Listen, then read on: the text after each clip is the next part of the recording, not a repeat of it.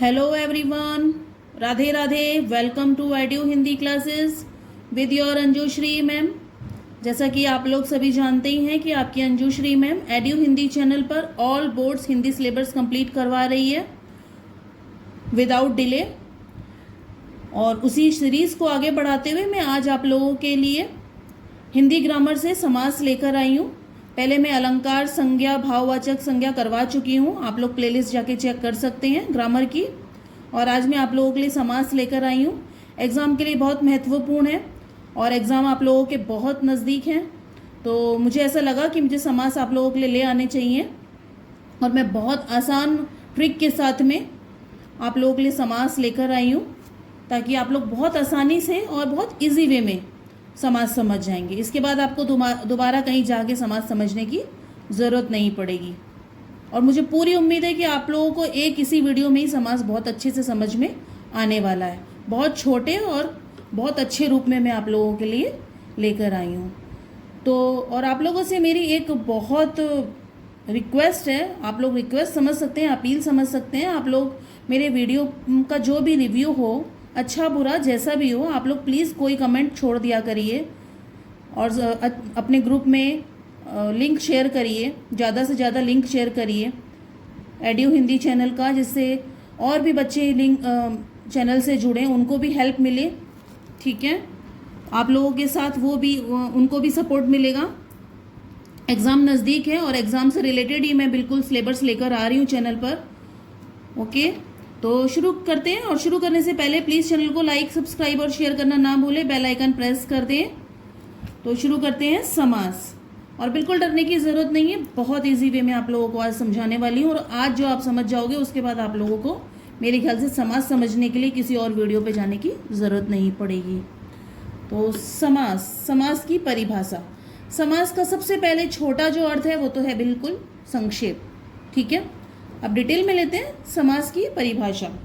दो या दो से अधिक शब्दों के मेल से बने नए शब्दों को समास कहते हैं, अथवा संक्षेपीकरण, घटाना। दूसरी भाषा में समास का अर्थ संक्षेप होता है। ठीक है, मतलब दो शब्दों को मिलाकर, ओके, दो शब्दों को मिलाकर एक नए शब्द का जो हम बनाते हैं उसे समास कहते हैं। और समास के भेद, समास के 6 भेद होते हैं। अव्ययीभाव समास, तत्पुरुष समास, कर्मधारय समास, द्वंद्व समास, द्विगु समास, बहुव्रीहि समास। आ गया समझ में आप लोगों को? बोलिए, समास के भेद बताइए। समास के 6 भेद होते हैं। अव्ययीभाव समास, तत्पुरुष समास, कर्मधारय समास, द्वंद्व समास, द्विगु समास, बहुव्रीहि समास।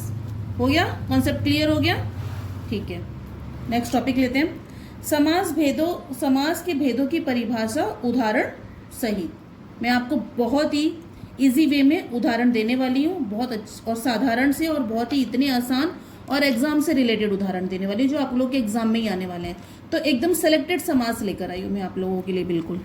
ठीक है, अव्ययीभाव समास। अव्ययीभाव समास में अव्यय हो गया। ठीक है, अव्ययी समास में क्या होता है? क्रिया और विशेषण, संबंध बोधक, समुच्चयन बोधक, इन सब के साथ में हम रिपीटेड वर्ड भी यूज करते हैं। रिपीटेड वर्ड मतलब धीरे धीरे, हौले हौले, बार बार। ठीक है, तो इस तरीके के जो वर्ड होते हैं वो भी अव्ययीभाव समास के अंदर ही आते हैं।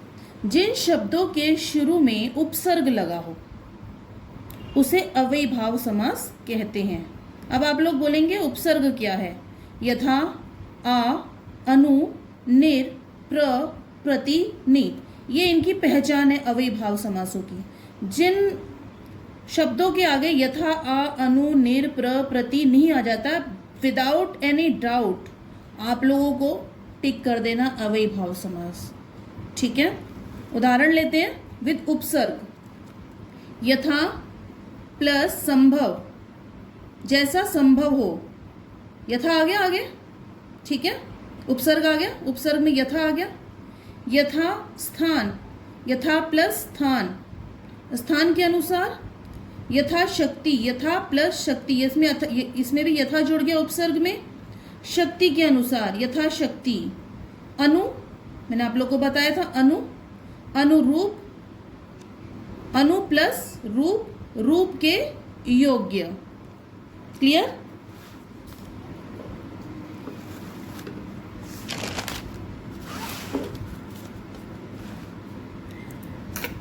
आजन्म, आगे आगे, आ प्लस जन्म, जन्म से लेकर। घर घर, ये देखिए रिपीटेड वर्ड आ गए अब रिपीटेड वर्ड आ गए हैं। घर घर, घर प्लस घर, पुनरावृत्ति हो रही है, पुनरावृत्ति का मतलब बार बार दोहराने वाले वर्ड। रातों रात, रातों प्लस रात, दोनों का अर्थ एक ही है, पुनरावृत्ति हो रही है यहाँ पर भी। मौज मस्ती, मौज का भी सेम अर्थ है, मस्ती का भी सेम अर्थ है, मौज प्लस मस्ती, पुनरावृत्ति हो रही है, तो ये भी अव्ययभाव समास के अंदर ही आते हैं। अगर किसी शब्द में बार बार एक ही शब्द आए, अर्थ समान हो, ठीक है, अर्थ समान हो, जैसे रातों रात, अर्थ समान है रातों का भी और रात का भी, तो अर्थ समान हो गया, तो पुनरावृत्ति वहां अव्यय समास बनता है, वहां पर भी अव्यय समास बनता है। ठीक है,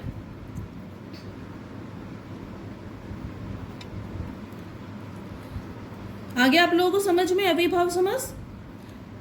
नेक्स्ट लेते हैं तत्पुरुष समास। तत्पुरुष समास में हम कारक का प्रयोग करते हैं। कारक तो आप लोगों ने पढ़ा ही होगा, कर्ता ने कर्म को करण से पढ़ाई है आप लोगों ने, ठीक है। तो इसमें समास में शब्दों को अलग करने पर कारक चिन्ह दिखता है, बनता हुआ दिखाई पड़े, तो तत्पुरुष समास बनता है। तत्पुरुष समास में क्या है, समझ में आ गया आप लोगों को? समास में शब्दों को अलग करने पर कारक चिन्ह दिखता है, बनता हुआ दिखाई पड़ता है, तो तत्पुरुष समास बनता है। ठीक है, जैसे अभी हम उदाहरण के साथ समझेंगे। बिल्कुल, का, की, के, लिए, में, पर, से आदि कारक। ठीक है, यश प्राप्त, यश को प्राप्त, जब हम दोनों शब्दों को हमने अलग किया तो बीच में को आ गया। ठीक है,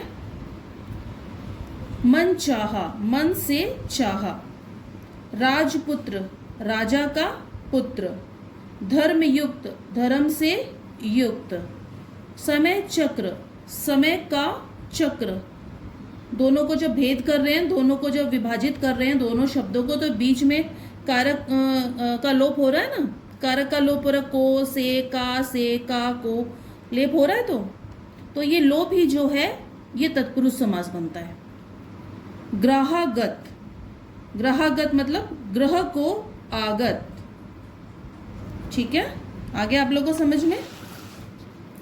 तीसरा समास लेते हैं द्वंद्व समास। बहुत इजी ट्रिक के साथ में, बहुत इजी ट्रिक के साथ में आप लोगों के लिए समास लेकर आई हूँ, और आपको मेरे ख्याल से इसके बाद में समास को समझने की कहीं और जरूरत ही नहीं पड़ेगी, इतना इजी वे में समास आप लोगों के लिए लेकर आई हूँ।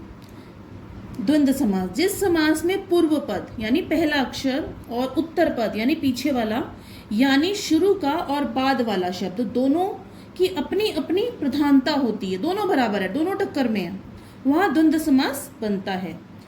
नोट मतलब ट्रिक लेते हैं, शब्दों को बनाने पर योजक, बीच में योजक भी बनता है। जब हम उन दोनों को शब्दों को लेकर बनाएंगे नया शब्द, तो बीच में योजक हम लोगों को लगाना पड़ेगा।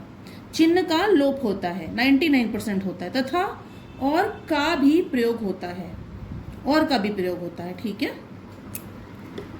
जब शब्द बनाने के समय योजक और आता है तो समझ जाओ द्वंद्व समास बन रहा है, विलोम शब्द बनता है, क्योंकि एक दूसरे के बिल्कुल विपरीत होते हैं लेकिन टक्कर में होते हैं शब्द। अभी उदाहरण लेते हैं, आप लोग बिल्कुल समझ जाएंगे, कॉन्सेप्ट बिल्कुल क्लियर हो जाएगा।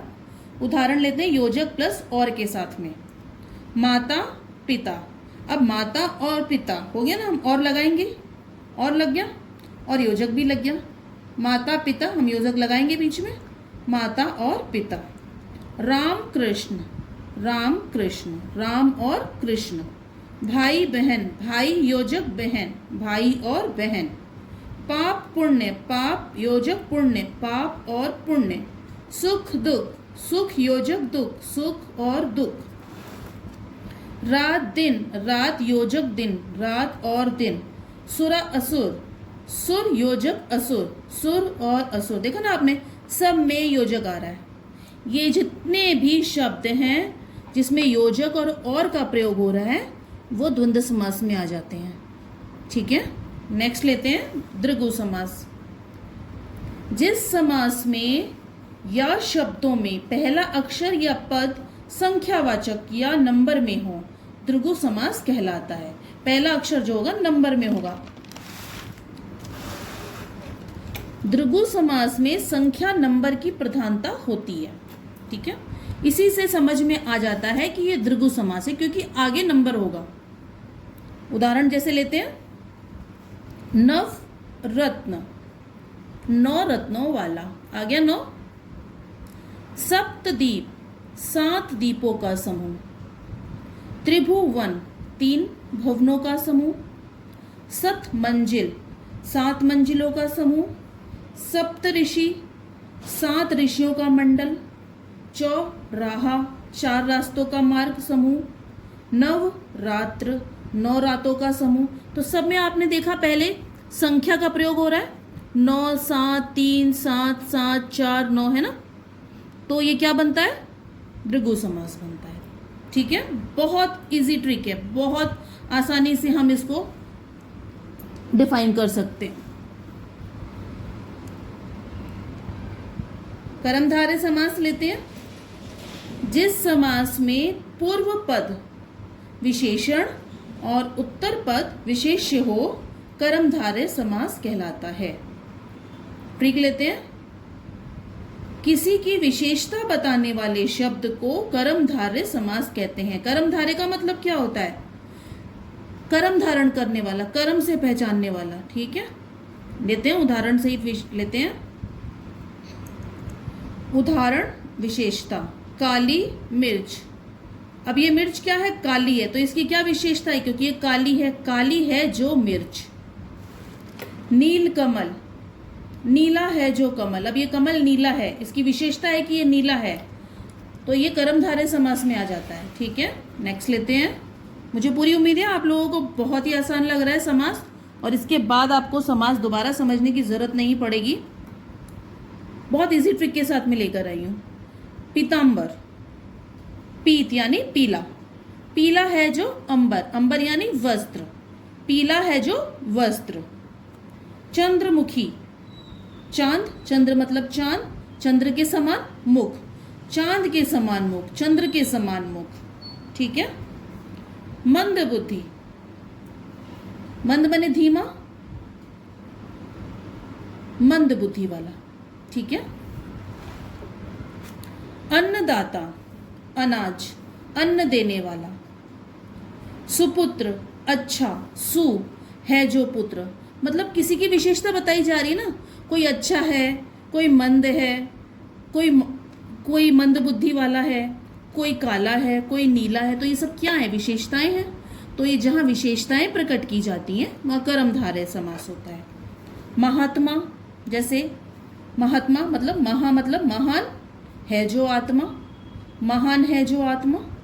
ठीक है, क्लियर हो गया कॉन्सेप्ट। लास्ट एकदम बहुव्रीहि समास, एकदम लास्ट समास नोट लेते हैं। जिस शब्द या समास में दोनों पदों के माध्यम से एक नए शब्द का ही अर्थ निकलता है, बिल्कुल, उसे बहुव्रीहि समास कहते हैं। नए शब्द का निर्माण करता है ये। कैसे? अभी हम देखते हैं। बिल्कुल बहुत आसान वे में आप लोगों को नया अर्थ मिलना। ठीक है, उदाहरण नया अर्थ मिलना, क्योंकि इस एक शब्द में हमें एक नया अर्थ मिल जाता है शब्द का। कैसे? वो हम अभी देखते हैं। दशानन, दशानन तो आप जानते ही हैं, 10 मुख हैं जिसके, पर हम उसे क्या बोलते हैं? जैसे ही हम लोग बोलते हैं दशानन, तो हमारे दिमाग में कौन सी छवि आती है? रावण। तो नया अर्थ निकल कर आया हमारे सामने, रावण। इसी तरीके से जब हम बोलते हैं नीलकंठ, नीला कंठ है जिनका, तो किसकी छवि आती है सामने? शिव जी। ठीक है। लंबोदर, हम किसको बोलते हैं? लंबा है उदर जिनका, तुरंत हमारे दिमाग में गणेश जी आ जाते हैं, गणेश जी। गिरिधर, गिरी को धारण करने वाले, गिरी मतलब पहाड़ उठाने वाले, गिराज पर्वत उठाया था ना उन्होंने, तो गिरधर गिरी को धारण करने वाले कौन थे? तुरंत आएगा श्री कृष्ण। चक्रधर, चक्र को कौन धारण करते हैं? चक्र को धारण करने वाले विष्णु जी। सीतापति, सीता जी के पति, बिल्कुल राइट, राम जी, सही जा रहे हो आप लोग बिल्कुल। विषधर, विषधर कौन है, तुरंत दिमाग में आएगा। विष को धारण करने वाले कौन है, बिल्कुल हमारे शंकर जी। ठीक है, तो इस तरीके के जो वर्ड होते हैं जिसमें एक नया शब्द निकल के आता है, उन्हें हम बहुव्रीहि समास की श्रेणी में रखते हैं।